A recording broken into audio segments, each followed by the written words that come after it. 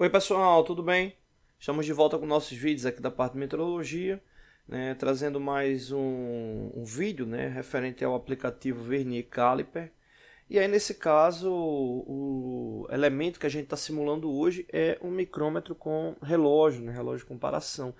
Esse instrumento ele é muito utilizado, né, quando se deseja ter, né, um ciclo rápido de medição, né? Inclusive, muitos desses instrumentos eles possuem sistema de transmissão de dados, né? O qual, quando você vai realizar o procedimento, né, de medição, você consegue fazer o link, né, direto com o sistema, né, e ele já transmite o dado, né, referente ali à informação, caso o valor seja dentro da faixa ou não, né, estabelecida. Então é bem interessante ele referente ao uso.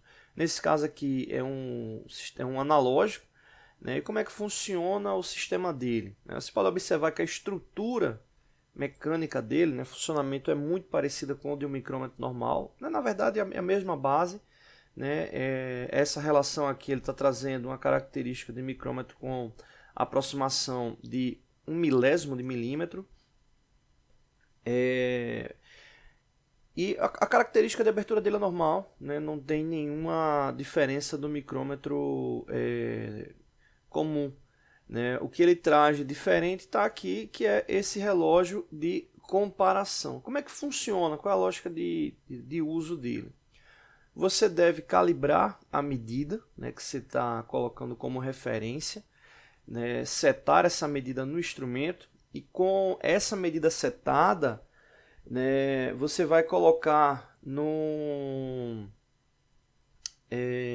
relógio, né, o valor máximo e mínimo referente àquela tolerância, né, indicada. Bom, vamos para um exemplo para poder identificar melhor, né.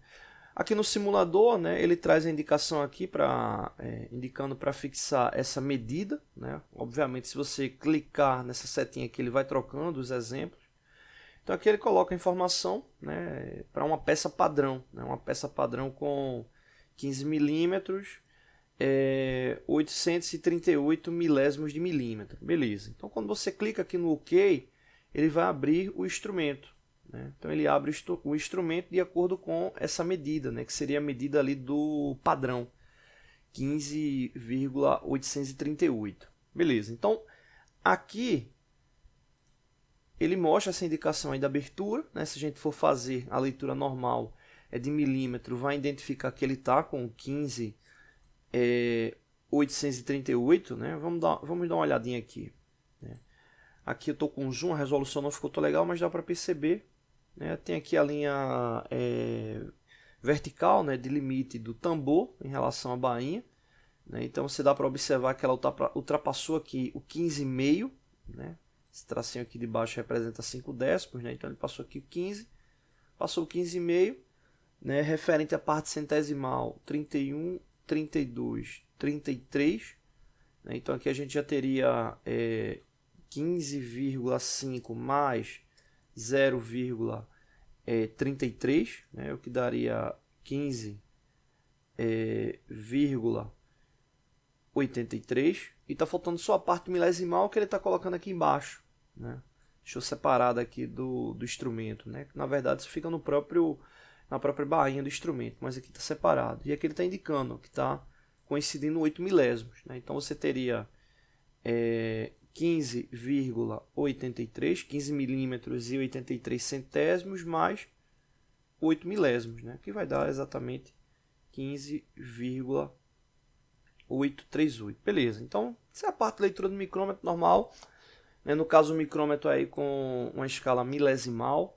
Beleza, então apertado aquele OK, né, ele indica aqui ó, que está travado, locked, né? Então o que é que significa na prática isso, né? Travou o instrumento aqui, né? No caso do simulador não precisa apertar. E aqui é onde está o detalhe, aqui já é o outro mecanismo. Quando você pressiona ele aqui, essa outra haste, a haste secundária dele, levanta para que você coloque a peça que você vai realizar a medição. Porque imagina o seguinte, se você tem uma peça padrão como essa aqui e vai fazer essa medição em outras peças fabricadas, vamos assim dizer, obviamente a variação não é para ser tão grande. E aí, nesse caso, o que é que ele coloca como limite, né, de variação? Mais ou menos 5 centésimos, que é essa indicação aqui. Né? Ou seja, você teria do relógio, deixa eu mudar a cor dele aqui, colocar azul, você teria do relógio aqui uma variação de 1, 2, 3, 4, 5 centésimos para menos, 1, 2, 3, 4, 5 centésimos para mais. Então você teria o limite. Você pode fazer o seguinte, né? Ele tem dois marcadores, né? Justamente para você poder limitar o máximo e o mínimo dele. Eu vou girar aqui para a esquerda. Então, exemplo, vamos supor que a tolerância seja mais ou menos 3 centésimos. Vou deixar um marcado aqui no 3. Tem aqui um marcado aqui no 3. E vou deixar o outro marcado no... Vou girar o outro aqui. Tá.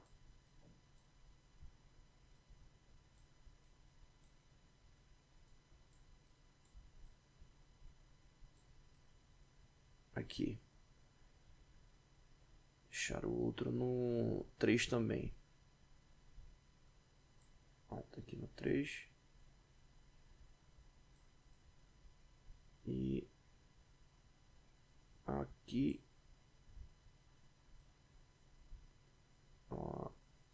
Pronto, aqui. Então, a gente pode deixar essas duas, esses dois ponteiros vermelhos, né, limitando ali o máximo e o mínimo. Nesse caso, eu estou colocando a indicação como mais ou menos 3 centésimos. Beleza, feito isso, né, eu movo a peça que eu vou estar utilizando como medição, levanto aqui a haste e solto a haste. Pronto, e aí o que aconteceu? Quando a gente solta a haste, esse ponteiro azul, ele desloca ou não, né? Vamos verificar aqui as possibilidades. Se você conseguir, né, se você tiver a indicação de uma peça, né, nesse caso aqui a peça padrão tem 15,838 e vamos supor que a peça real, né, ela tenha exatamente o mesmo valor, 15,838. Quando você fizer a análise com o relógio, o que é que vai acontecer? Essa setinha azul, ela vai ficar ali no zero, né? Ou seja, não teve deslocamento nenhum. Então, esse ponteiro azul é o ponteiro da medição. É o ponteiro da medição. Só que no caso aqui, ele deslocou. Ele deslocou para quanto? Para menos. Ou seja, o valor está menor. Né? E, curiosamente, ele ficou no limite do que a gente tinha, que eu tinha colocado. Né? Não tinha testado antes, porque você só sabe quando vai fazer a verificação. Né? Quando você vai fazer a verificação do elemento, quanto é que está variando. Né? E nesse caso aqui ele variou menos 3 centésimos, exatamente menos 3 centésimos. Né? Aqui em cima ele coloca a indicação do desvio. Né? Ele desviou em relação à medida nominal 3 centésimos negativo. Então, com essas abas não, né? Com os ponteiros vermelhos, você consegue colocar no relógio o limite que você deseja. Isso aí é interessante para facilitar, né, a verificação. Né? Você tem várias peças ali para verificar, só vai verificando se o azul ultrapassou ou não o vermelho. Então, nesse caso, o azul ele não ultrapassou.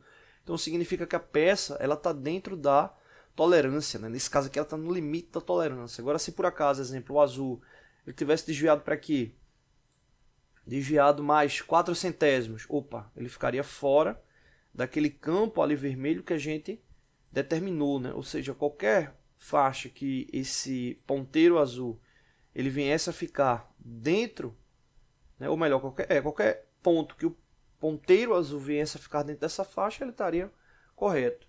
Mas aí você pergunta poxa, mas como é que você determinou esses 3 centésimos? Eu determinei aleatoriamente. Obviamente, para um projeto, você vai ter ali a indicação da tolerância, né? Por exemplo, você pode ter um valor de tolerância de 20 centésimos mais, 20 milímetros mais 2 centésimos, ou seja, só admite esse afastamento positivo. Né? Então, se é mais 2 centésimos, se a gente for fazer a interpretação, né, vou colocar aqui para a gente finalizar o vídeo para não ficar tão grande. Então, 20 milímetros mais 2 centésimos de milímetro. Ou seja, a peça ela pode variar de 20 até 20,02. Então eu posso pegar o ponteiro vermelho, deixar um setado aqui no 0, que seria o limite mínimo, e um setado ali no 2, que seria o limite máximo. Né? Então, quando você fosse fazer a comparação, qualquer ponto dentro dessa faixa que o ponteiro azul viesse a ficar, a peça estaria correta. Né? Se ele passasse tanto para menos como para mais, estaria incorreta. E aí, no caso, essa informação ela é do próprio projeto, né? Do próprio projeto ali da peça, né? De medição da peça. Então é um instrumento que te dá uma facilidade muito grande ali. Né? Em contrapartida, o valor dele também é relativamente alto. Né? Tanto o analógico, né? O digital mais caro ainda, mas ele é muito prático, né? Para verificações rápidas. Né? Então ele é bem interessante. Normalmente você consegue até no software que vem disponível, você consegue setar a quantidade de medidas que vai ser realizada. Né? Então, exemplo, você vai fazer uma medição de uma peça real, coloca lá 3 medidas, você faz 3 medições, né? E ele coloca lá as 3 medições no software. Caso uma das medidas fique maior, né? Você pode estar colocando algum valor de incerteza ali de medição e o próprio sistema liberar ou não aquela peça. Né? Então é bem interessante esse instrumento, tá bom? Então é isso, não deixe de se inscrever no canal, todos os dias vídeos novos, valeu!